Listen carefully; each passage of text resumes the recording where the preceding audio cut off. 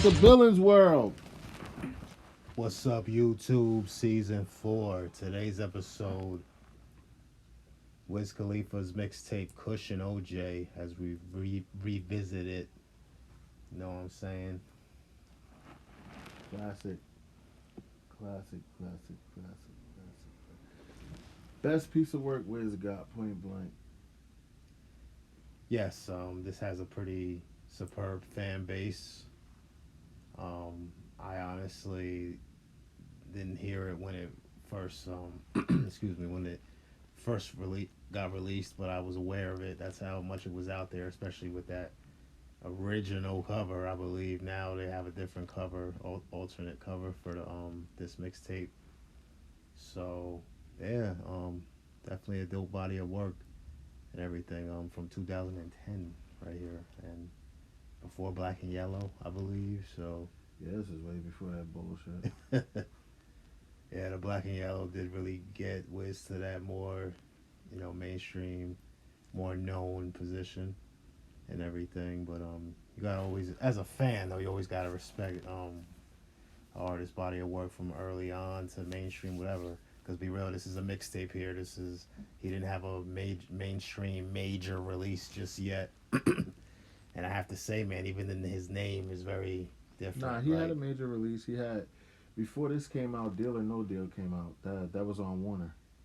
That was actually his first major release. They all made Rolling Papers seem like the one, but okay. Well, that's probably that's because that was like his second go around. His first major deal actually was with Warner Brothers when he dropped Deal or No Deal.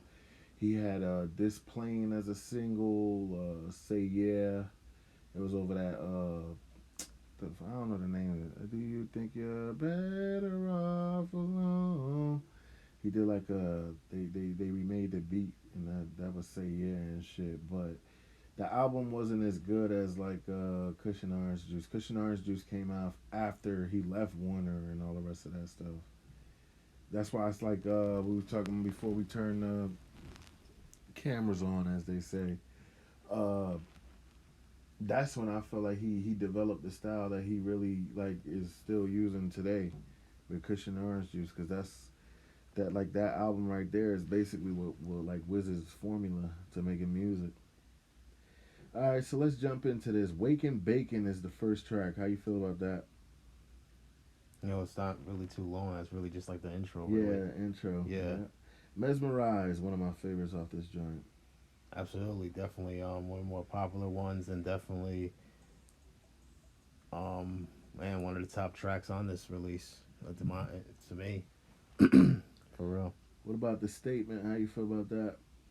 The Statement, which is like a remix on here. Mm-hmm. Yeah, pretty decent track as well. Yes. I really, impressive with the production on this release. Definitely, hands down, the producers for this project. Yeah, shout out to Johnny Giuliano. He made a couple of these tracks on here. Cardo too. I believe Johnny made Pedal to the Metal and a couple of others tracks. Fire. But anyway, let's get into the next joint. Featuring Slim Thug's boy Killer Calione. Hey, Spotlight. Another banger right here. Just feel good vibes. This is the ultimate mixtape for the, rather the smoker, stoner, dreamer, all that. I have to definitely give it that. The Kid Frankie, one of the star tracks on this joint. Yeah, that's a good song. Man, hands down, probably the one I play the most. Cause I'm a huge fan of the sample of even the original record by Loose Ends. If you know, you fucking know. One of my favorite joints off this, Up. Hey, another one, a solid track. The two next, actually the next four, actually. I bang these a lot. Never Been, which is one of my favorite joints. I like that. Hook off this shit. She said she never been. That's my shit. Another one of the top ones for this release, I feel. In the cut, rolling doobies up. Hey, this was different. Like when I first heard this, I was like, yeah, this is like feel good music. This shit is different. Yeah, just kick back, zone out. This and definitely. Yeah, this is definitely for one of those. But excuse me, for this album, well, mixtape, whatever, whatever. But definitely that track as well in the cut. Visions, which is a good track too. I think Visions is dope. A couple of these It's all tracks right. on here people sleep on though. Still Blazing is fire. I love that song. I love that sample on that beat too. Still blazing, still blazing, still blazing. Could judge a poet so amazing. Then you got the Slim skit. We're gonna skip past that because man, Yeah, I have to say, man, even like the skits, like he was saying, talking that shit on them joints. well, where's the Yeah, on the talking his skits. pimp Yeah, shit on the skits? blessed Let's to know the game. let's get to the next one. Pedal to the Metal by Johnny Giuliani. It's one of my favorite tracks. I feel like this track is slept on this album. Keep it real with you. The production and the song itself, like I like it. And Johnny got a weird way of making beats too. Now, people back in the day, I remember watching Johnny make a beat with a hair clipper and like just things around the house, and the beat came out fire as fuck. Wow, Uh, fun fact, and that's that you just said stated right there, and that shows anything's possible. And I fucks with that track definitely. Good Dank comes after that. Good day, guy.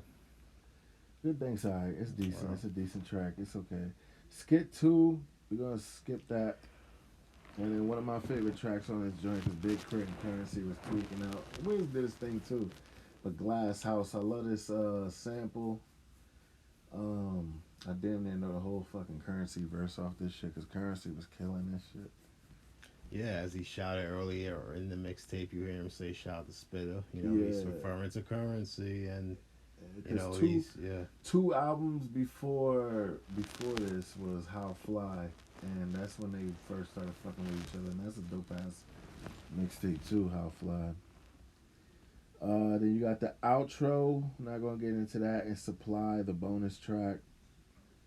I ain't really listened to that too much. You know what I'm saying? But for the most part, you got 18 tracks on this, and a good piece of this, at least I want to say from one, and maybe even the 16, bruh. Other than the skits, like if you like take away the skits, like this is a good body of work, like a real good body of work. Absolutely, and in a time where still to this day, where mixtapes can be better than the major releases for the most part, yada yada.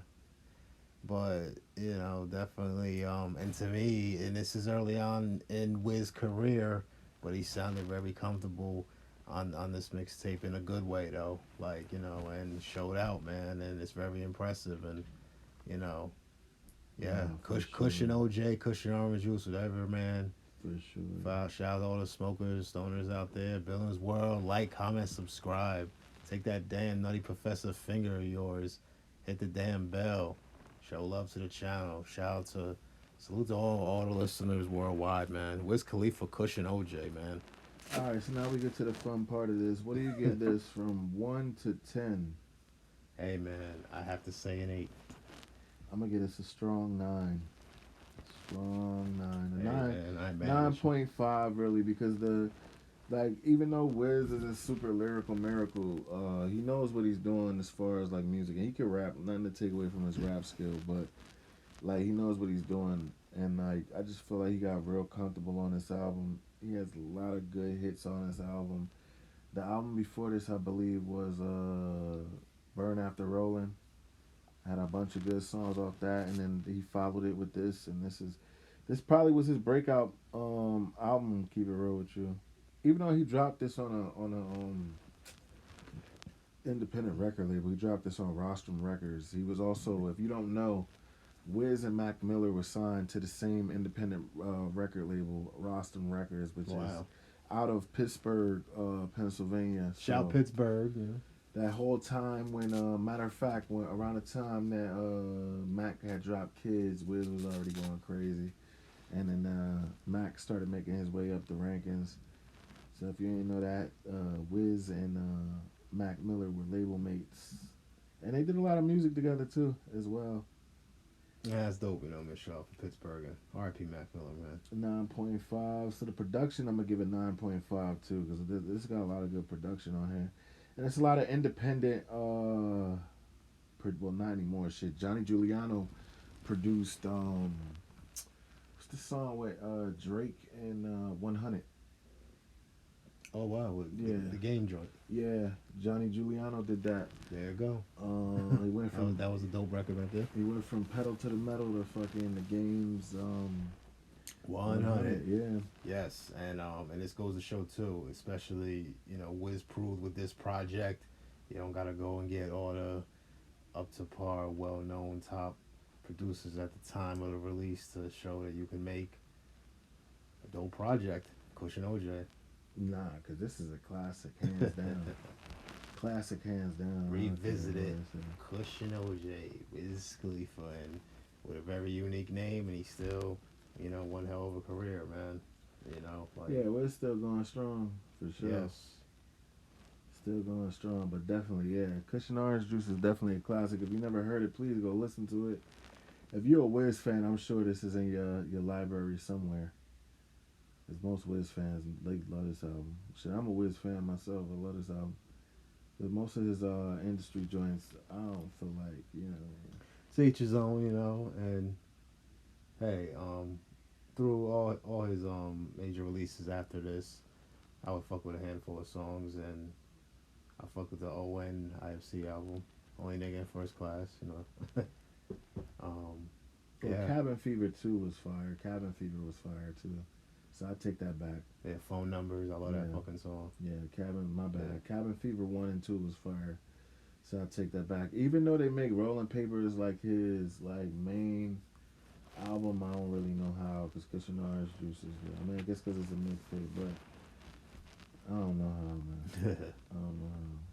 Like, no offense to Wiz, but like, what really was on that album to make it better than Kush and Orange Juice? Kush and Orange Juice literally got like a good 16 straight tracks that you could listen to without skipping. From Waking Bacon to Glass House is like no skips. Unless you skipping the fucking skits, I don't know. Yeah, you know, just kick back, relax, you know. Yeah, if you trying to burn an smoke, incense. or you chilling with a chick or something, and you want to throw Yes. some feel good music on, this is it right here. Hit the Skins, Freaky Tales, all that. For sure, this is it. All right, Billin, anything else? Wait, before we jump into that, hitmylineaccessories.com for your smoking merch. Please hit that up. We got everything from rolling papers, trays, grinders, glow trays, and more. JiggyMafia.com. If you're looking for some vintage fly shirts, please hit that website up. Make sure to follow Billins World on iHeartRadio, Spotify, Apple Podcasts, Deezer, and more. We are on digital platforms. Just to warn you guys, though, the digital platform is a season behind. You get all your new episodes here, so YouTube is still the place to be for Billins World. Billin, anything else you want to say? Hey, I pretty much said everything I had to say. Salute, and I'll see y'all next episode. Next episode. We will see you guys next week. Thank you for tuning in. Like, comment, subscribe. Billins World. One.